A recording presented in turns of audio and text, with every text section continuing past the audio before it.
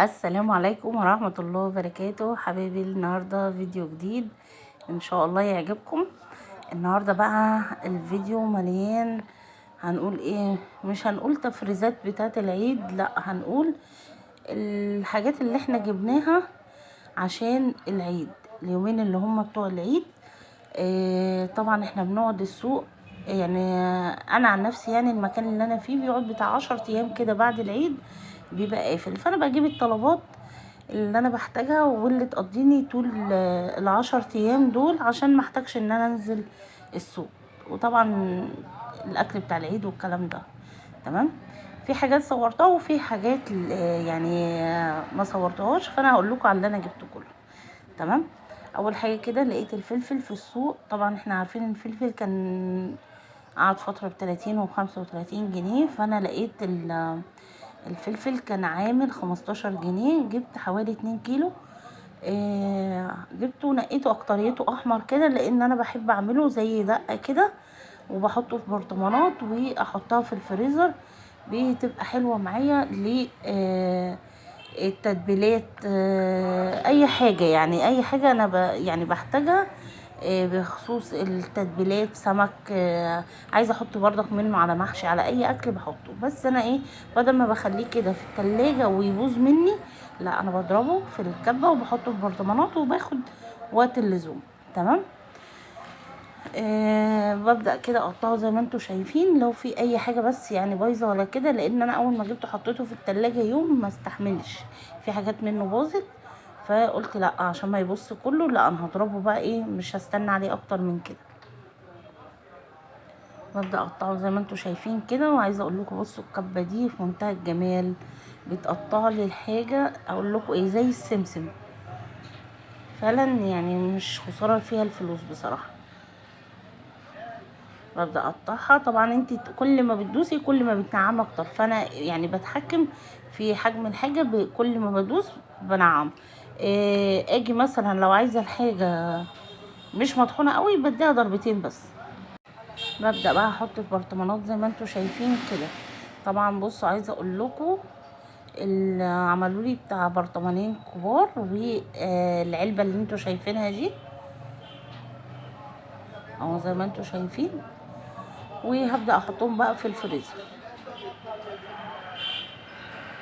هنا بقى طبعا كنت عملت كفتة عند الجزار، وصبعتها وحمرتها، طبعا ما صورتكمش يعني وانا بصبحها.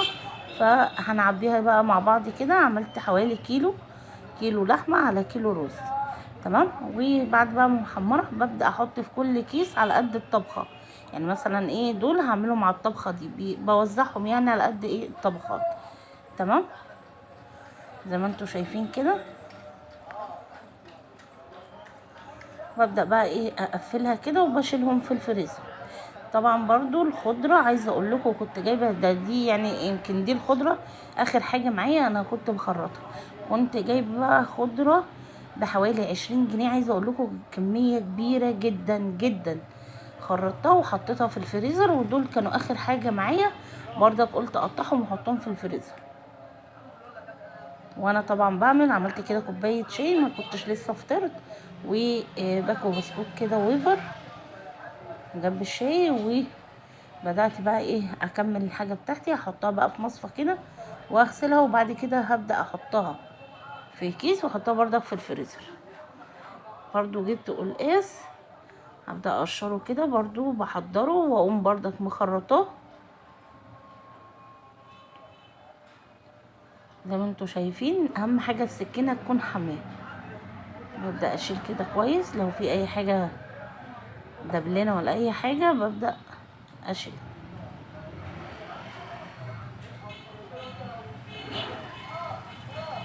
زي ما انتوا شايفين. رحت طبعا الكيلو هناك كان عامل 15 جنيه، جبت حوالي 2 كيلو ب30. ببدأ اشيل الاجزاء دي كده. بعد كده بقى ببدأ ايه اخرطها كويس، وبعد كده بسيبهم بقى يتنقعوا في ميه سخنه، وبعد كده ببدأ بقى ايه افرزه.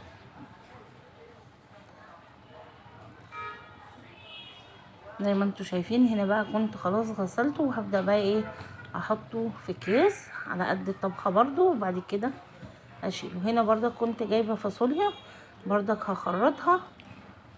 وهنا بقى بعد ما خلصت كيلو الفاصوليا قسمته على نصين، وهنا القلقاس برضك كانوا 2 كيلو، عملت كل كيلو في كيس. هبدأ برضك اشيلهم في الفريزر. انا بعمل ايه؟ انا بروح السوق بلاقي الحاجة الرخيصة واقوم جايبة ومفرزاها. لو الحاجة غالية بجيب على القد، لو الحاجة رخيصة بجيب منها زيادة واشيل في الفريزر. جبت برضو كرومباية كده كانت عاملة 25 جنيه، حلوة يعني وملت معايا، يعني عملت لي الطبق مليان بصراحة. سلقتها كده نص سلقة، لانها طبعا هحطها في الفريزر، فمش يعني مش عايزة اسلقها قوي عشان ما اطلعها ما تتهريش، بعملها نص سلقة وبعد كده عشان ما اطلعها يبقى ايه سواها ايه حلو. ببدأ اقطعها زي ما انتوا شايفين كده.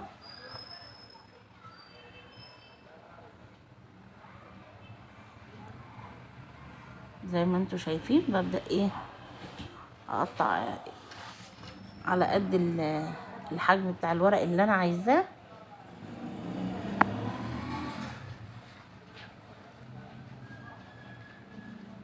زي ما انتوا شايفين كده.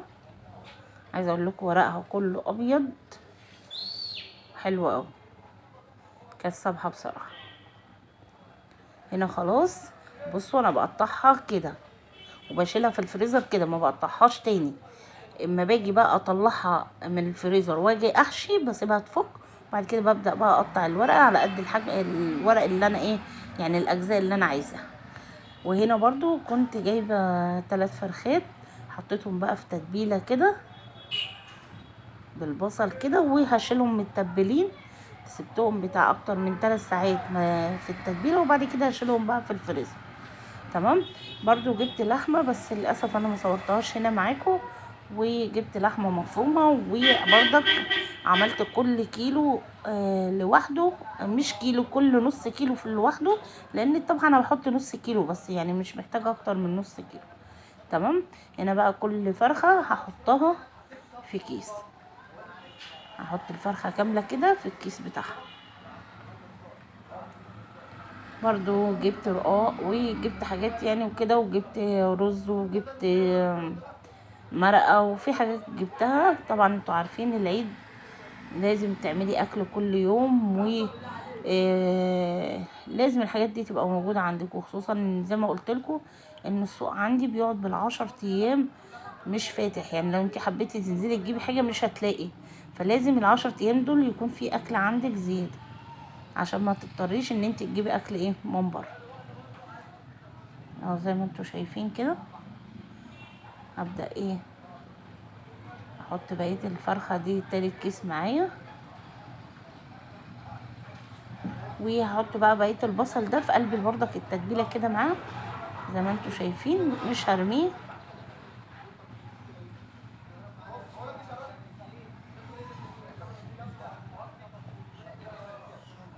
زي ما انتوا شايفين كده، وهقوم مقفله بقى الاكياس ونبدأ بقى ايه نشيلها في الفريزر. اهو زي ما انتوا شايفين كده.